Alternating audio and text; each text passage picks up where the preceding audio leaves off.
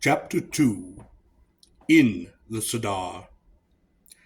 I looked down the long, broad avenue to the huge timber gate at its end, and beyond the gate to the black crag of the inhospitable Sadar Range. It might not, it took not much time to purchase a small bundle of supplies to take into the Sadar, nor was it difficult to find a scribe to whom I might entrust the history of the events at Tharna. I did not ask his name, nor he mine. I knew his caste, and he knew mine, and it was enough. He could not read the manuscript as it was written in English, a language as foreign to him as Gorian would be to most of you. But yet he would treasure the manuscript, and guard it as though it were a most precious possession, for he was a scribe, and it is the way of scribes to love the written word, and to keep it from harm. And if he could not read the manuscript, what did it perhaps matter that someone could some day? And then the word which had kept their secret for so long would at last enkindle the mystery of communication, and what had been written would be heard and understood.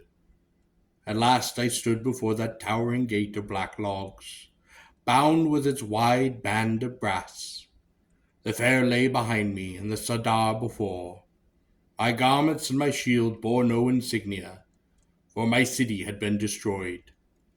I wore my helmet. None would know who entered the Sadar. At the gate I was met by one of the caste of initiates, a dour, thin-lipped, drawn man, with deep, sunken eyes, clad in the pure white robes of his caste. "Do you wish to speak to the priest-kings?" he asked. "Yes," I said. "Do you know what you do?" "Yes," I said. The initiate and I gazed evenly at one another, and then he stepped aside, as he must have done many times. I would not be the first, of course, to enter the Sadar. Many men, and sometimes some women, had entered those mountains, but it is not known whatever they found. Sometimes these individuals were young idealists, rebels, champions of lost causes, who wished to protest to the priest kings.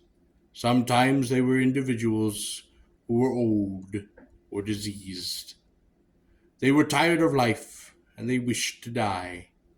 Sometimes they are piteous or cunning or frightened wretches who think to find the secrets of immortality in those barren crags.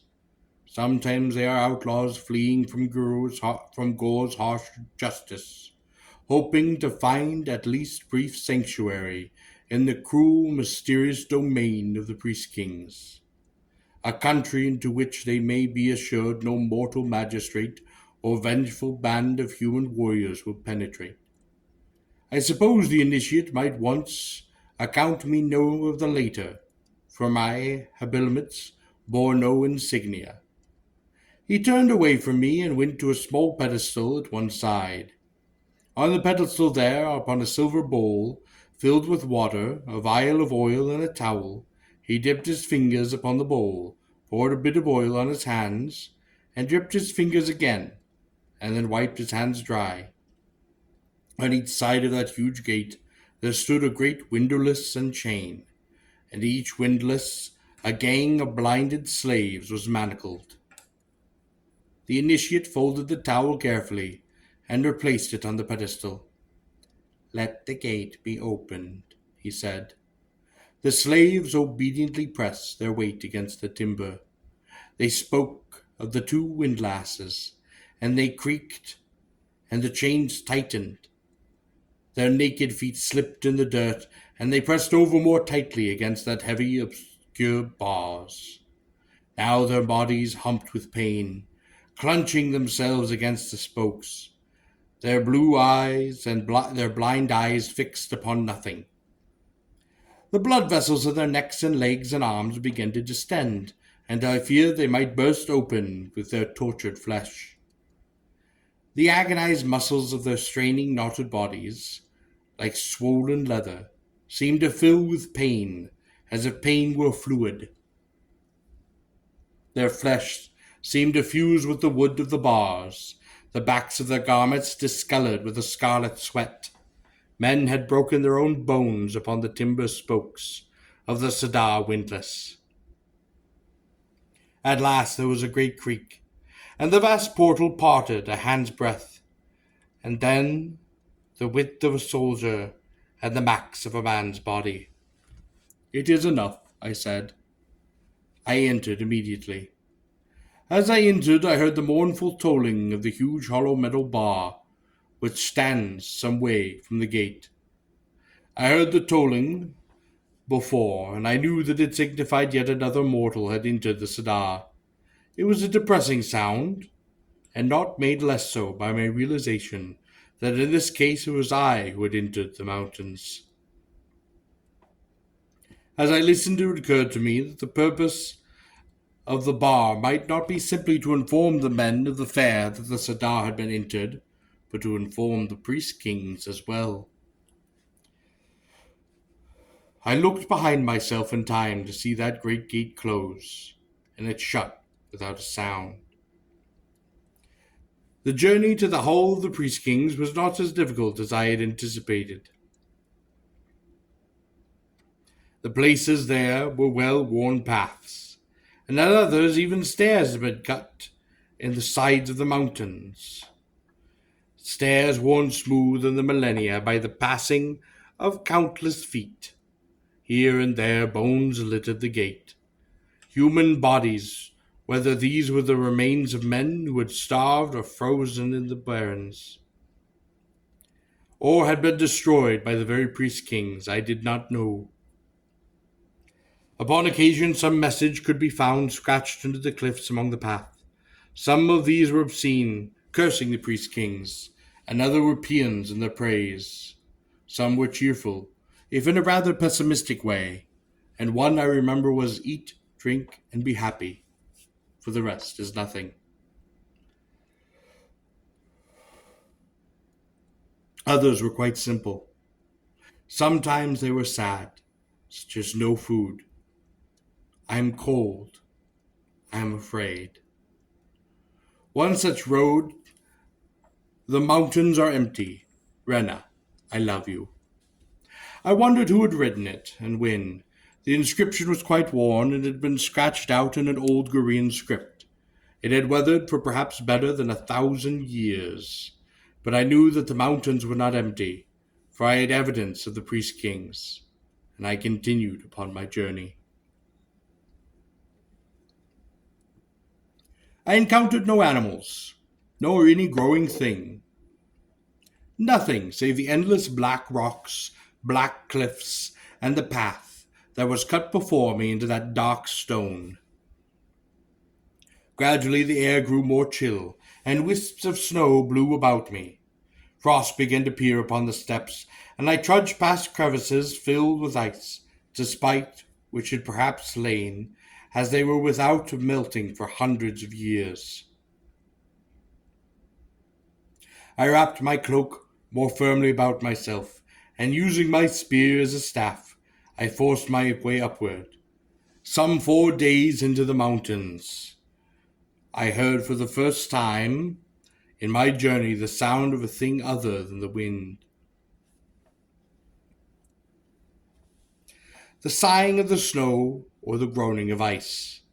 It was the sound of a living thing, the sound of a mountain laurel. The laurel is a predator, clawed, fanged, quite large, and often standing 7 feet about the shoulder. I think it would be fair to say that it is substantially feline. At any rate, its grace and sinuous power reminded me of the smaller but similarly fearsome jungle cats of my own world. The resemblance is, I suppose, due to the mechanics of convergent evolution, both animals having been shaped by the exigencies of the chase, the stealth of the approach and the sudden charge, and by the requirement of the swift and devastating kill. If there is an optimum configuration of a land predator, I suppose in my old world the palm must go to the Bengal tiger. But on Gor that prize belongs indisputably to the mountain laurel, and I cannot but believe that the structured similarities between the two animals, though of different worlds, are more than a matter of accident. The laurel's head is broad, sometimes more than 2 feet across, and shaped roughly like a triangle, giving its skull something of the cast of a viper, save that of course it is furred, and the pupils of the eyes like that of a cat's, and not a viper. They can range from knife-like slits in the broad daylight to the dark inquisitive moons in the night. The pelt of the laurel is normally a tawny red, sometimes a sable black. The black laurel, which is predominantly nocturnal, is maned, both male and female. The red laurel, which hunts whenever hungry, regardless of the hour, and is the more common of the variety, possesses no mane. Females of both varieties tend generally to be slightly smaller than the males, but are quite as aggressive, sometimes even more dangerous, particularly in the late fall and the winter of the year when they are likely to be hunting for their cubs. I had once killed a male red laurel in the Volti range within pasongs of the city of Ar. Now, hearing the growl of such a beast, I threw back my cloak, lifted my shield, and held my spear at the ready. I was puzzled that I might encounter a laurel in the Sadar. How could it have entered the mountain? Perhaps it was a native. But what could it live among these barren crags? For I had seen nothing on which it might trend to prey, unless one might count the men who entered the mountains. But their bones, scattered white and frozen, were unsplintered and unfurrowed. They showed no evidence of having suffered the molestation of a laurel's gnawing jaws. I then understood that the laurel I had heard must be a laurel of priest-kings, for no animal and no man enters or exists in the Sadars without consent of the priest-kings.